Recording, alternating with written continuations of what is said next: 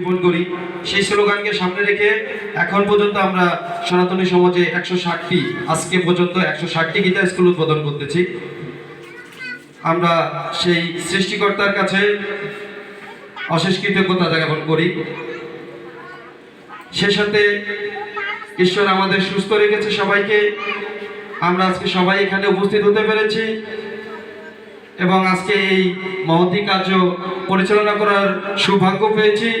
সেজন্য আমার পরম সৃষ্টিকর্তার কাছে কৃতজ্ঞতা জ্ঞাপন করি। আপনারা সবাই ভালো আছেন তো? আপনারা সবাই ভালো আছেন? ঈশ্বর আবার মাইনাস।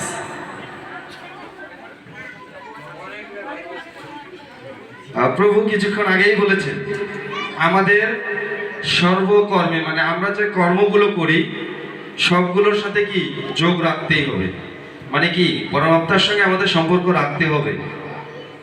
তো আমাদের এটা মাথায় রাখতে হবে। আসলে আমাদের এটা অভ্যাস হয়ে গেছে। আপনারা খেয়াল করবেন আমাদের সমাজে যারা বেধর্মীরা আছে তারা যদি কোথাও হাঁচি দেয়, হাঁচি বুঝি তো কাশি দেয়,